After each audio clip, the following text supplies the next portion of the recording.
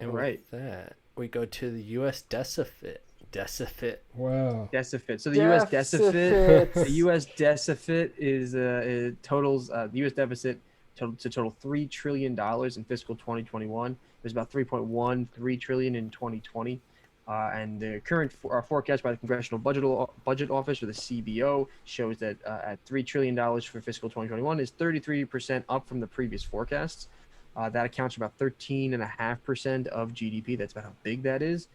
Second largest level since 1945, exceeded only by our raw 2020 spending and just $4 to $6 trillion we spent on the pandemic, which really didn't do anything anyway, because we're all going back to work and we're still paying out tons and tons of money, and people still don't have jobs, and a lot of people still couldn't pay their rent. So I don't really know what it solved necessarily. I think it was really just a botched job. But the government debt currently sits at about $28.3 trillion, and everyone who says that like everyone owns our debt and we're owned by the people, the public owns $22.2 trillion of that debt.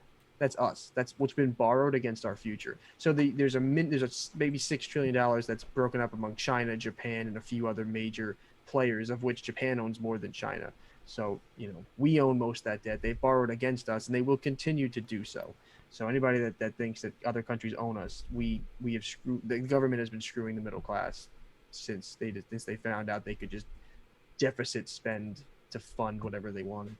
But however, they did upgrade the GDP estimates. Are supposed to increase the GDP for supposed to increase about 7.4% by the end of 2021, with roughly 2.8% on average a year through 2025.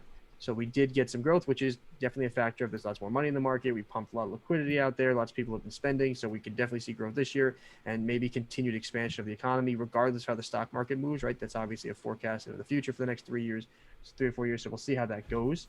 But definitely going to be a good, strong year. I think, there's no doubt among anyone that I've seen or talked to or watched or read about that thinks that 2021 is going to be a bad year. What comes afterwards is questionable, but this I year is mean, probably going to be a good bull run. we'll see, because the housing market's going to take a hit. I mean, the CDC just extended the eviction moratorium a Well, they month didn't. out.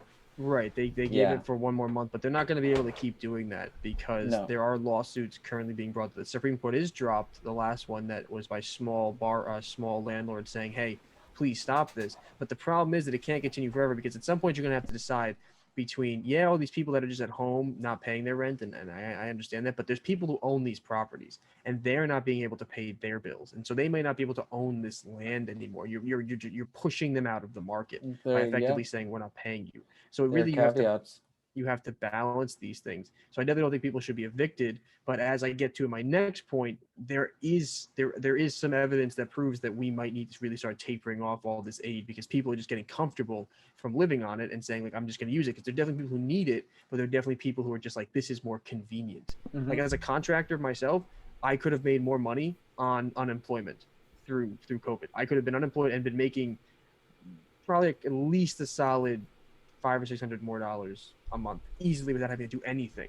But I have a job, so I didn't want to do that. But there are definitely incentives for amounts of money that you can make, and they'll just give it to you. And for a lot of people, it's not a bad idea. Yeah, a lot of people are not wanting to go back to work because of it.